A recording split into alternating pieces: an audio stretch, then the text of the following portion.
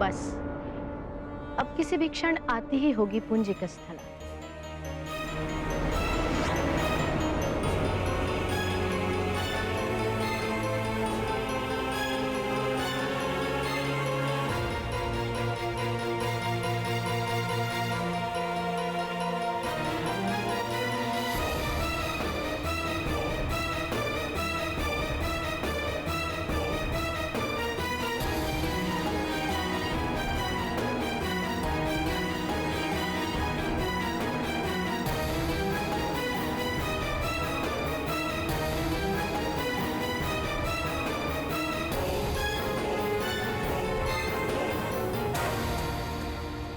स्वागत है तुम्हारा पुंजिक स्थला। अप्सरा धर्म की विजय का प्रमाण है तुम्हारा स्वर्गलोक आना। ये पुष्प तुम्हारे स्वागत के लिए और ये नुपुर तुम्हारे पांव की शोभा के लिए।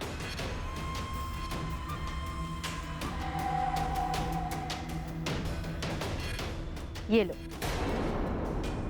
पहन लो इन्हें, सुसज्जित हो जाओ। देव सभा में सब तुम्हारे नृत्य की प्रतीक्षा कर रहे हैं।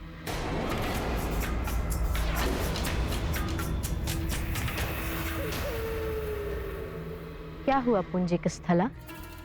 अच्छा चलो, मैं तुम्हें अपने हाथों से सुसज्जित कर देवराज की सभा में लेकर चलती हूँ। तुम्हारे कक्ष को भी मैंने अपने हाथों से ही सज्जित किया है। चलो।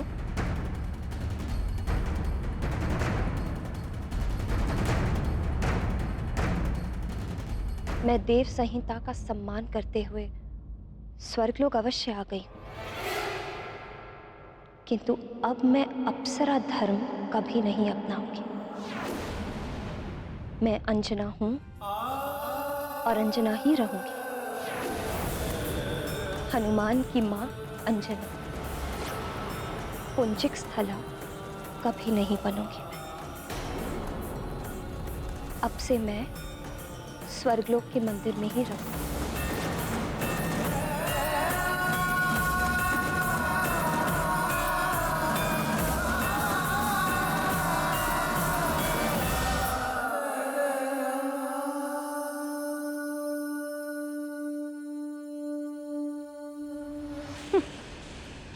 मां होने का दंभ अभी तक नहीं गया सुमेरु महारानी के मन से। अब स्वर्गलोक आ ही गई हो तो एक ना एक दिन अप्सरा धर्म भी अपना ही लोगी पुंजिक स्थला।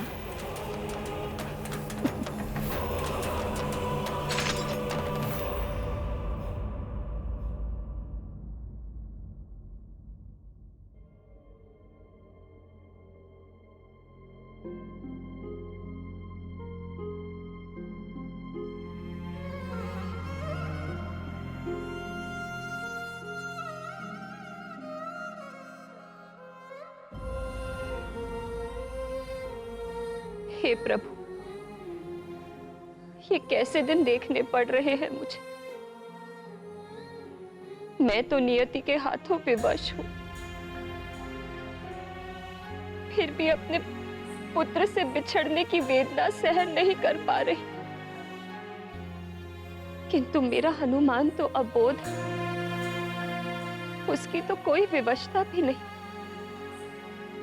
फिर वो मेरे विद्रोह की पीड़ा को कैसे सहन कर पाए? उसको क्यों अपनी मां से बिछड़ने का दंड दिया जा रहा है? आपसे बस इतनी विनती है प्रभु, मेरे स्वामी सकुशल लौट आए सुमेरु। अब तो उन्हीं को हनुमान के माता पिता बनकर उसका पालन पोषण करना होगा। उन्हें इन परिस्थितियों का सामना करने की शक्ति प्रदान कीजिए। मेरी ममता रो रही है, मेरा वात्सल्य विवश है तड़पने के लिए।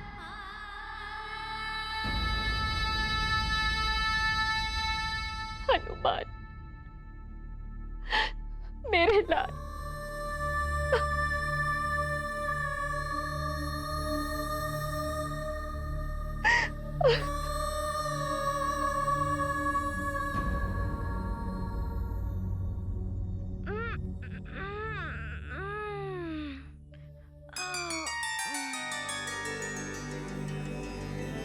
कराग्रे वस्ते लक्ष्मी, करमध्ये सरस्वती, करमूले तु गोविंद, प्रभाते कर दर्शनम।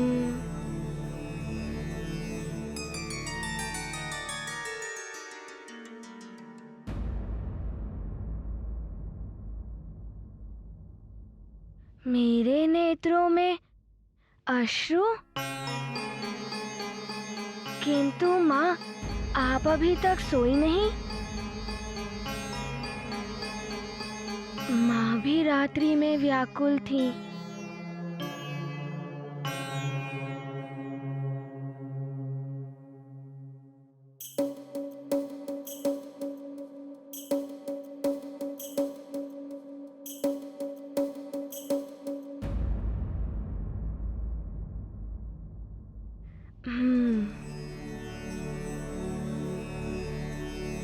समुद्र वसने देवी, पर्वतस्तन मंडिते, विष्णु पत्नी नमस्तुभ्यं, पाद स्पर्शं क्षमस्व मे।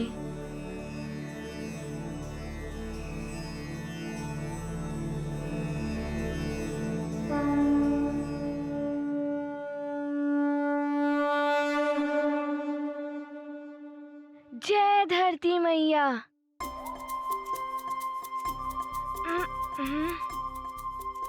अब माँ और पिताश्री का आशीर्वाद लेना है।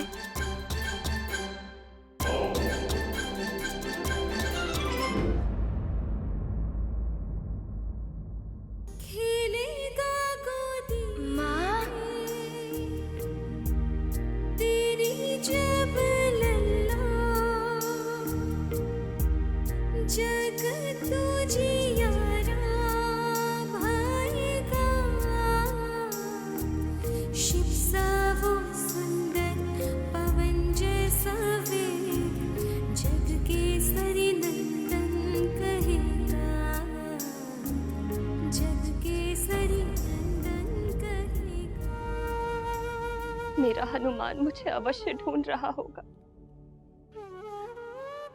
मेरे बिना तो भोजन भी नहीं करता, और स्वामी मुझे वहां नहीं पाएंगे तो जाने क्या होगा। माँ, आप कहाँ हैं माँ? माँ, माँ आप कहाँ हैं?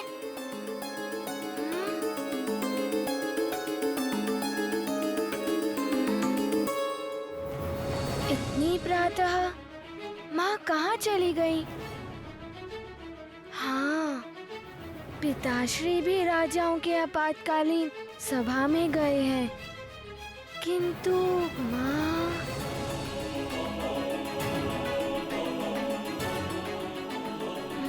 देखता हूँ।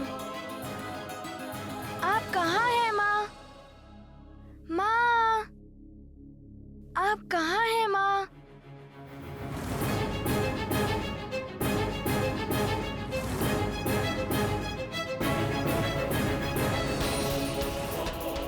आश्चर्य है, माँ कहीं दिखाई नहीं दे रही, और नानी भी। रसोई घर में जाकर देखता हूँ।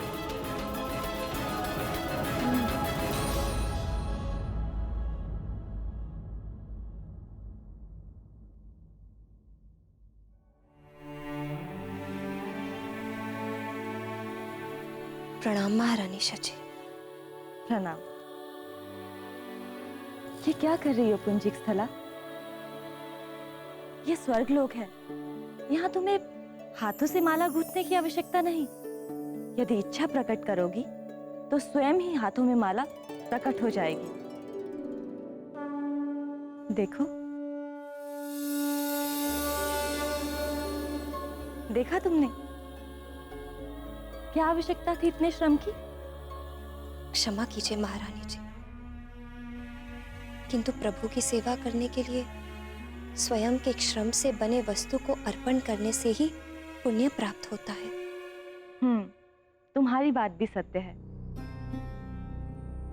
अब थोड़ा विश्राम कर लो।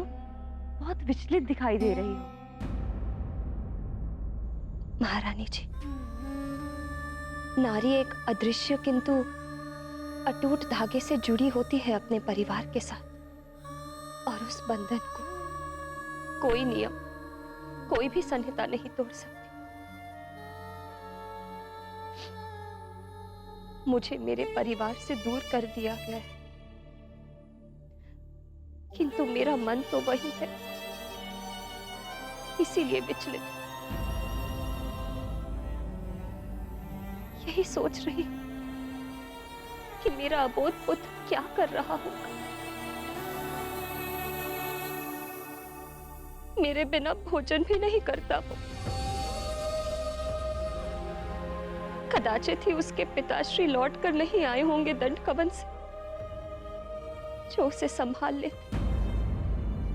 माँ, माँ, आप कहाँ हैं माँ? माँ यहाँ पर भी नहीं है और नानी भी कहीं दिखाई नहीं दे रही है।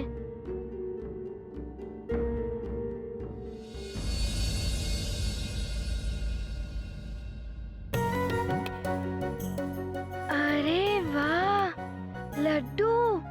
लगता है माँ ने प्रातः उठ के बनाए होंगे।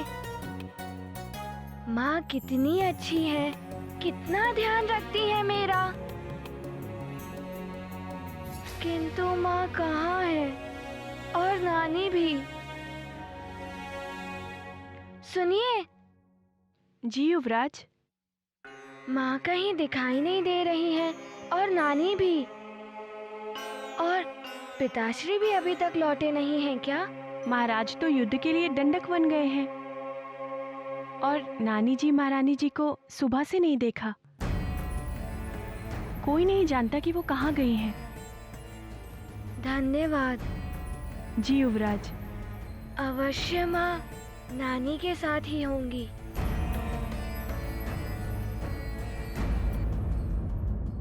माँ, माँ यहाँ पर भी नहीं है।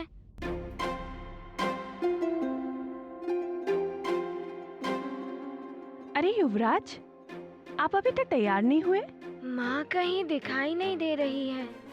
अच्छा, महारानी जी किसी कार्य से बाहर गई होंगी। चलिए मैं आपको तैयार कर देती हूँ। ठीक है, चलिए। चलिए युवराज। पुत्र हनुमान, अब तुम बड़े हो गए हो, तुम्हें अपना ध्यान स्वयं रखना होगा। रुक जाइए। क्या हुआ युवराज? मैं स्वयं तैयार हो जाऊंगा। किंतु युवराज, आप अभी छोटे हैं ना? नहीं, अब मैं युवराज हो गया हूँ। माँ भी कहती है मैं बड़ा हो गया हूँ। मुझे अपने कार्य स्वयं करने चाहिए। आप अपना कार्य कीजिए, मैं स्वयं तैयार हो जाऊंगा। ठीक है।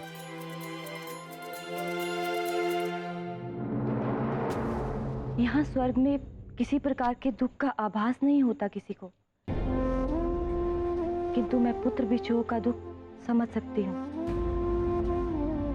मैं जानती हूँ कि संतान उसकी माँ का ही अंश होती है। माँ और संतान भले ही कहीं भी हो, किसी भी लोक में हो, आत्म रूप से अवश्य जुड़े होते हैं। माता पिता के सुख दुख से उसकी संतान भी प्रभावित होती है। आप सत्य कह रही हैं महारानी जी। तो क्या तुम चाहती हो तुम्हारा पुत्र दुखी रहे?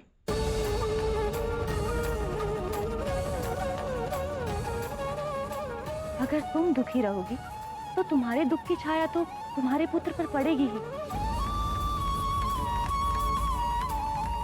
हनुमान के सुख के लिए तुम्हें अपने मन से दुख को दूर करना होगा पुंजिक स्थला। थोड़ा विश्राम कर लो, मन हल्का हो जाएगा। जी महारानी जी।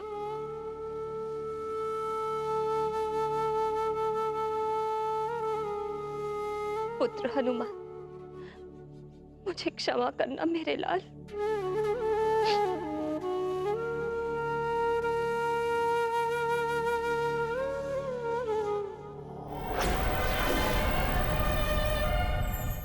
सखा, तुमने देखा? यदि मैं स्वयं तैयार होऊंगा तो माँ कितनी प्रसन्न हो जाएंगी ना। सखा,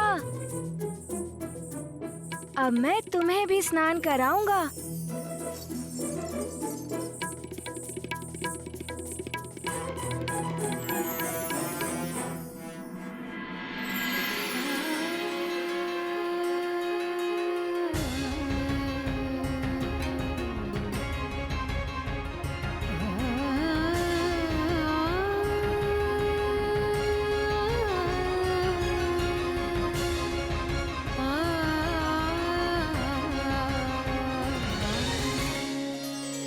अरे, ये तो अभिषेक के दिन वाला आभूषण है।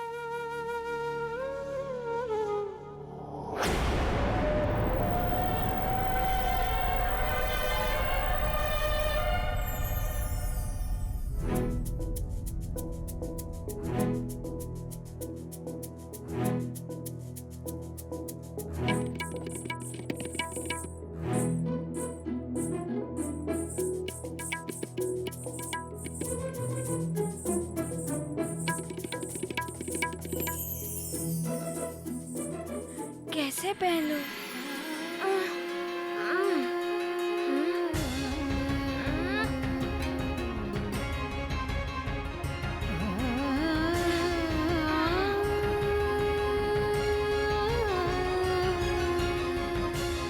लाइए युवराज, मैं पहना देती हूँ अच्छे से। नहीं, आप अपने कार्य कीजिए, मैं स्वयं पहन लूंगा इसे। ठीक है।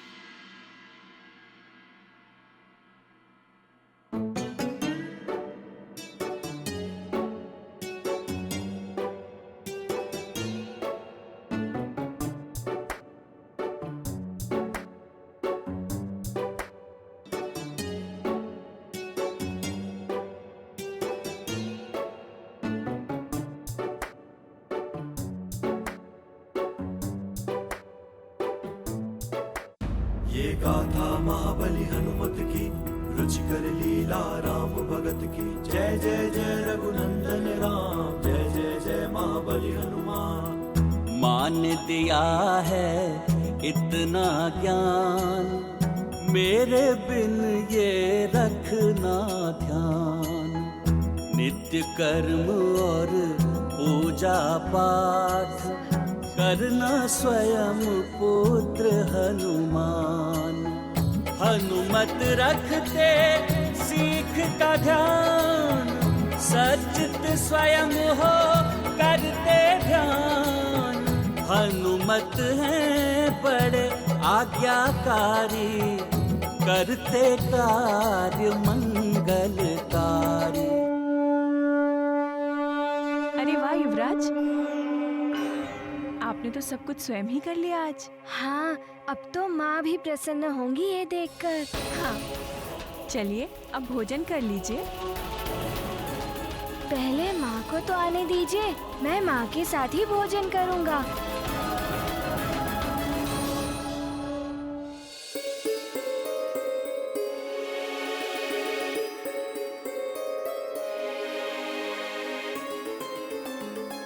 युवराज, ये देखिए लड्डू, महारानी जी ने इन्हें अपने हाथों से बनाया है, इन्हें तो खा लीजिए।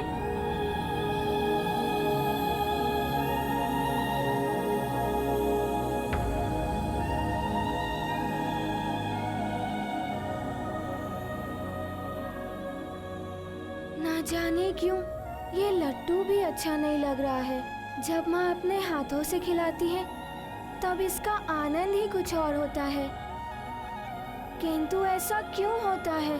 क्योंकि इसमें माँ का प्रेम नहीं होता है।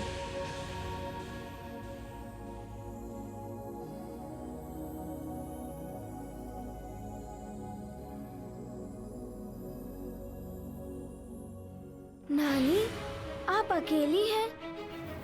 माँ कहाँ है? होगी यहीं कहीं। मैं तो नदी पर जलांजलि देने अकेली ही गई थी। फिर कहाँ चली गई माँ? प्रातः से ही नहीं दिखाई दे रही है। मुझे लगा कि वो आपके साथ होंगी। ऐसा कैसे हो सकता है? कल अंजना का हरण करने का प्रयास किया था राक्षसों ने। कहीं ऐसा तो नहीं? नहीं, भगवान करे वो सुरक्षित हो। कहीं माँ किसी संकट में तो नहीं?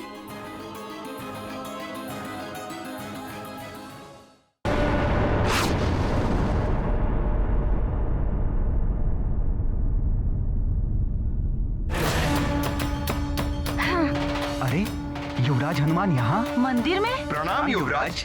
प्रणाम युवराज। प्रणाम युवराज। प्रणाम युवराज। प्रणाम ललिता अम्बे।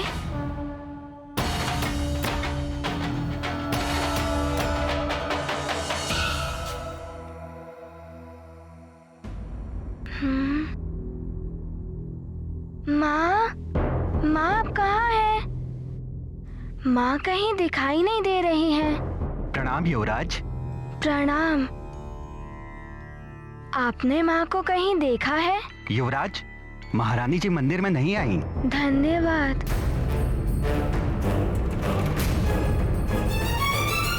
माँ तो भवन में भी नहीं थी और मंदिर में भी नहीं है। अब कहाँ ढूंढूं माँ को? बंधु, बहुत मान्यता है इस मंदिर की।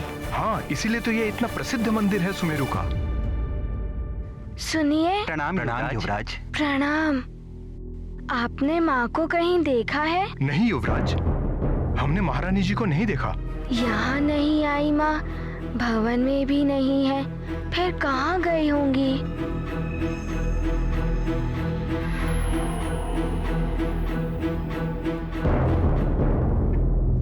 सुनिए, क्या आपने माँ को कहीं देखा है कि वो कहाँ है? नहीं युवराज, मैंने नहीं देखा। प्रणाम।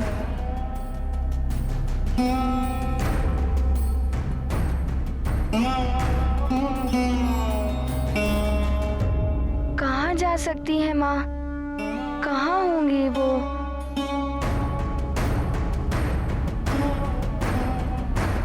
अब कहाँ ढूंढूं उन्हें?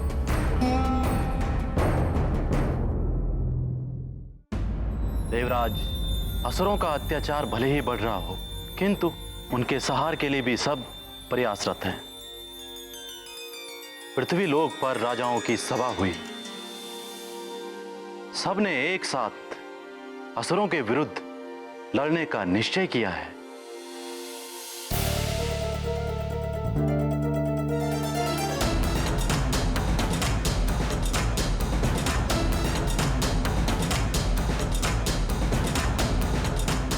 क्या हुआ उर्वशी?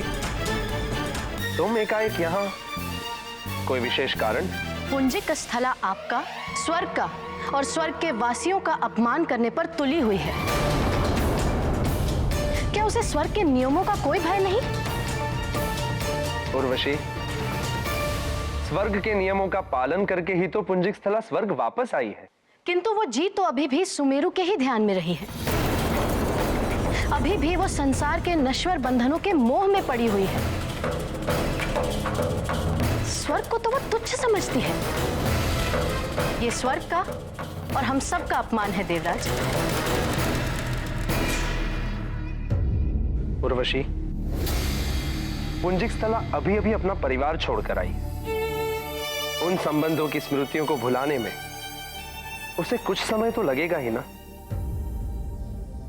किंतु एक दिन उसे यह आभास हो ही जाएगा कि स्वर्ग में आपसी संबंधों का कोई मूल नहीं है, और तब पुंजिक स्थला सब कुछ भूलकर अपना अप्सरा धर्म अपना लेगी।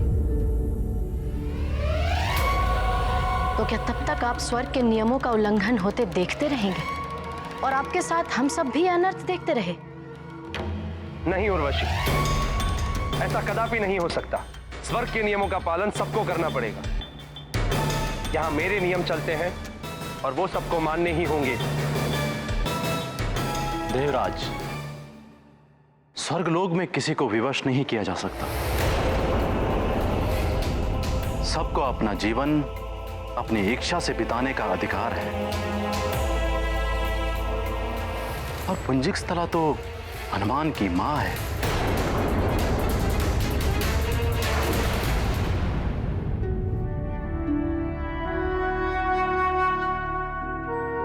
अब मैं क्या करूं? मुझे कुछ ज्ञात ही नहीं हो रहा है कि माँ कहाँ है।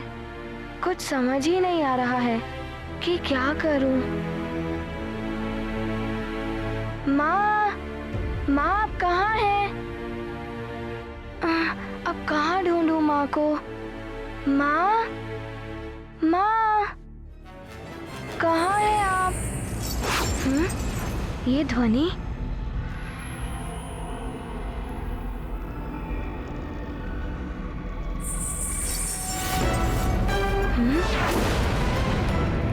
फिर वही ध्वनि। माँ और पुत्र का संबंध संसार के सभी संबंधों में उच्च, श्रेष्ठ व पवित्र है। किंतु देवगुरु, नियमों का पालन तो सबको करना ही चाहिए। माँ की ममता किसी भी नियम या संहिता के बंधन में नहीं बन सकती है देवराज। और आप ये मत भूलिए कि अंजना के स्वर्गलोक आने से उसके परिवार का विनाश हो सकता है। ये जानते हुए भी अंजना आपकी बात का मान रखते हुए परिवार को छोड़कर यहां चली आई। आपको उसे स्वर्गलोक के नियमों से मुक्त कर देना चाहिए।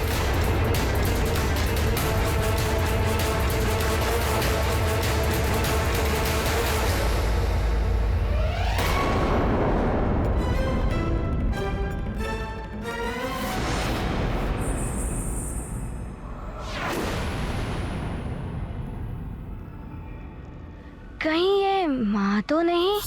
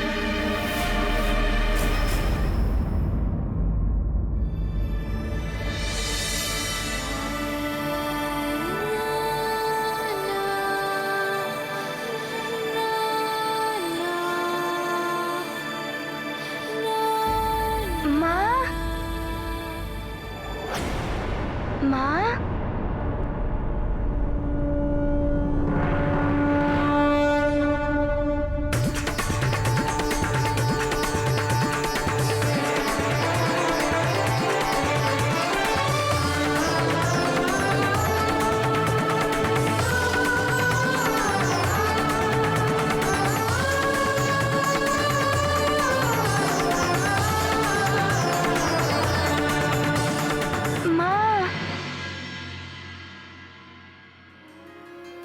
आप यहाँ हैं? मैंने आपको कहाँ नहीं ढूंढा। आपको तो ज्ञात ही है ना कि मैं आपके बिना नहीं रह सकता।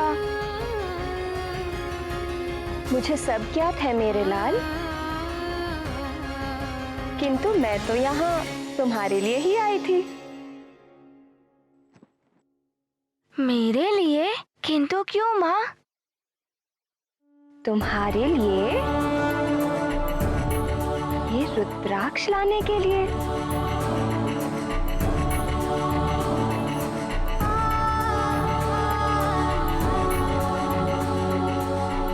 रुद्राक्ष, ये तो मुझे बहुत ही प्रिय है माँ।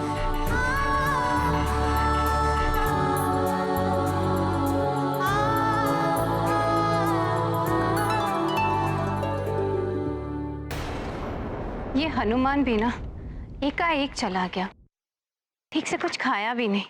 महारानी जी के लिए बहुत चिंतित थे युवराज। चिंता तो मुझे भी थी, किंतु आ जाएगी। यहीं कहीं गई हो।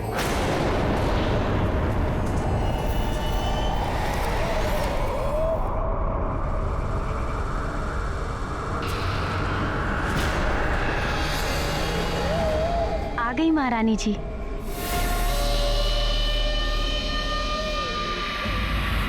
अंजना, तुम नहीं थी तो हनुमान ने तो पूरा भवन ही सर पे उठा लिया था।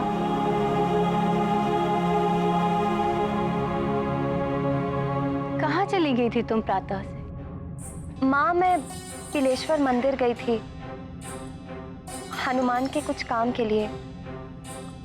है ना हनुमान? हाँ नानी जी, माँ मेरे लिए ही गई थी वन में। अच्छा, और तब तो बड़ा उतावला हो रहा था माँ के बिना, अब उन्हीं का पक्ष ले रहा हूँ।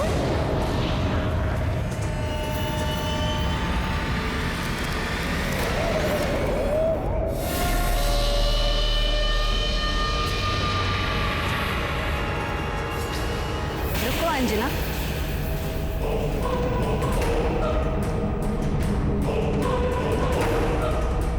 हर दिन तो तुम प्रसाद और आरती देती थी, आज तुमने ना प्रसाद दिया ना आरती लेने दी।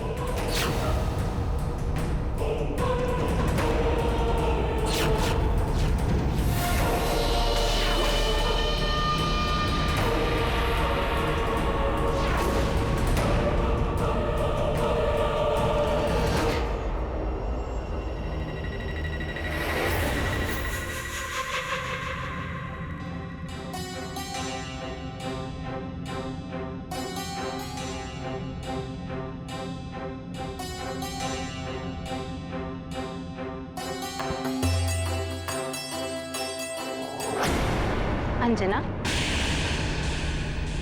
तुम्हें क्या हुआ है? आज तुम आशीर्वाद लेना भी भूल गई।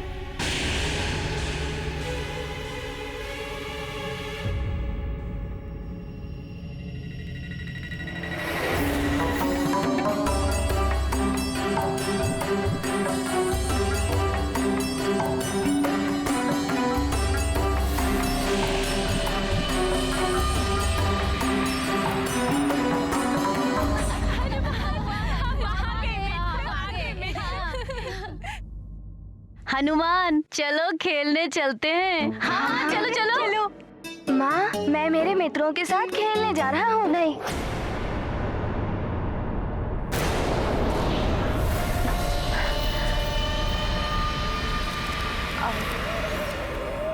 आज हनुमान खेलने नहीं आएगा। तुम सब जाओ। आज हनुमान अपनी माँ के साथ ही रहेगा।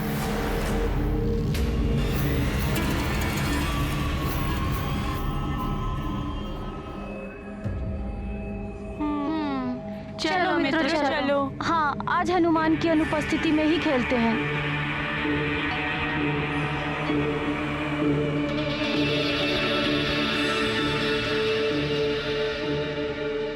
ये आज माँ को क्या हो गया है? पहले तो कभी माँ ने ऐसा नहीं किया। मुझे बाहर नहीं जाने देती थी तो मेरे मित्रों को भी यहीं खेलने के लिए कह देती थी, परंतु आज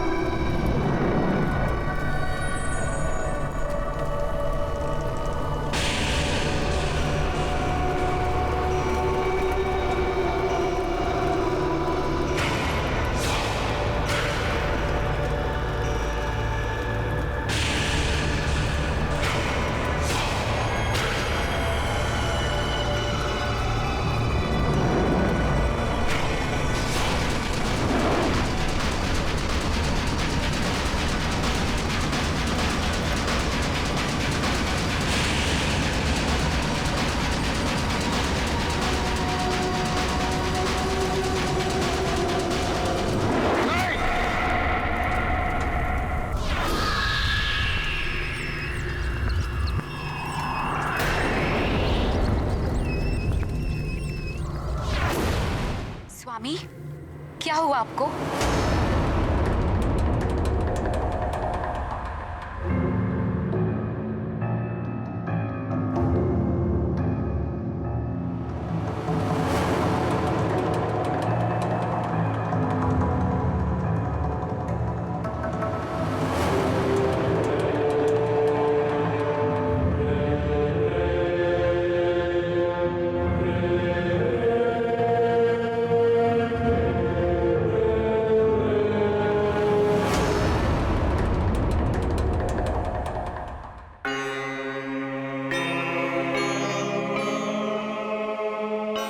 स्वामी, आप एकाएक एक भयानक स्वप्न देखा है मैंने।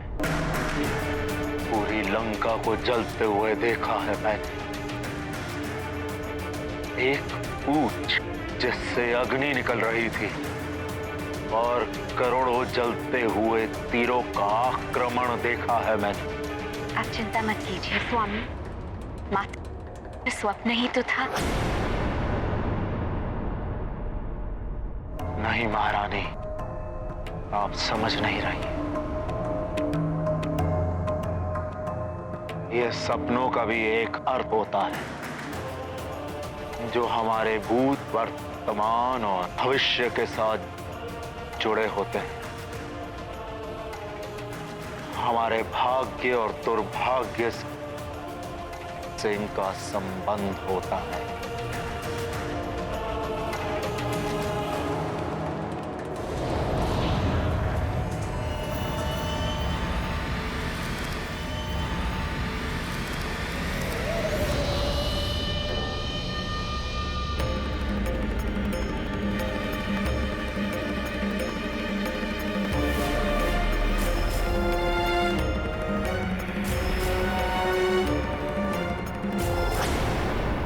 अरे वाह, आज तो हमारा हनुमान स्वयं ही सचेत हो गया।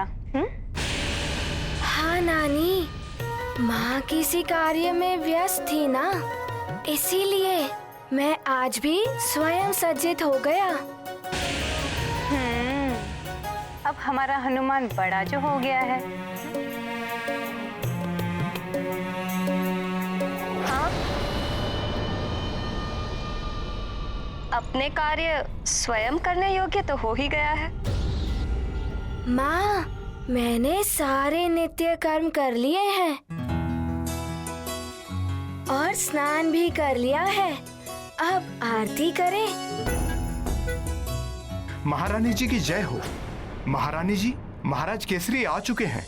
पिताश्री, माँ, हम पिताश्री के पास चलें? हाँ, चलेंगे। पहले आरती तो कर ले।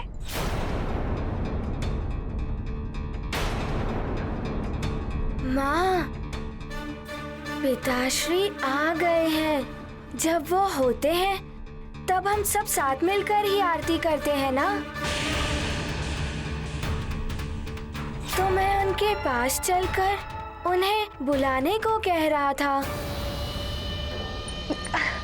हाँ, तो मैं भी तो वही कह रही थी। चलते हैं पिताश्री के पास। पिताश्री!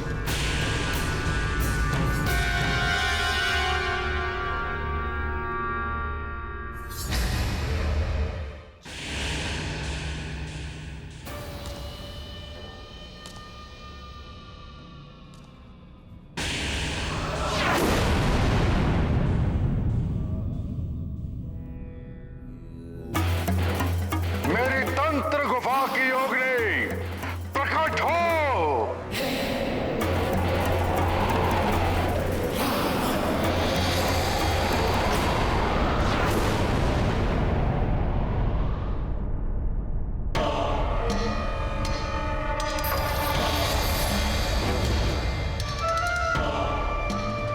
दशानन लंकेश की जय हो। जय जय लंकेश, जय जय लंकेश। शीघ्र ही बताओ मेरे स्वप्नकार। एक पल में हो जाएगा ज्ञात। कह दे अपने स्वप्न की बात। योगिनी, मैंने रात्रि एक भयानक स्वप्न देखा।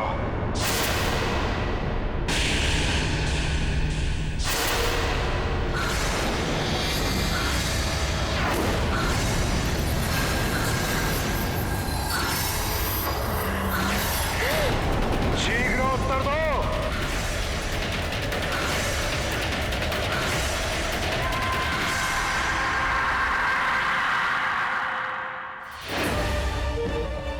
जीवन के लिए अभय दान दे लंकेश।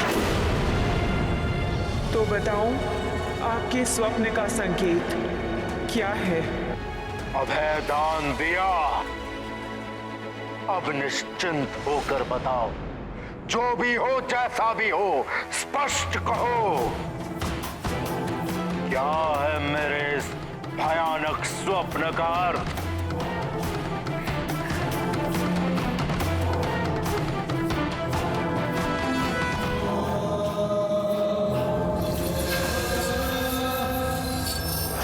चलता हुआ अग्नि बाण, काल का अचूक बाण।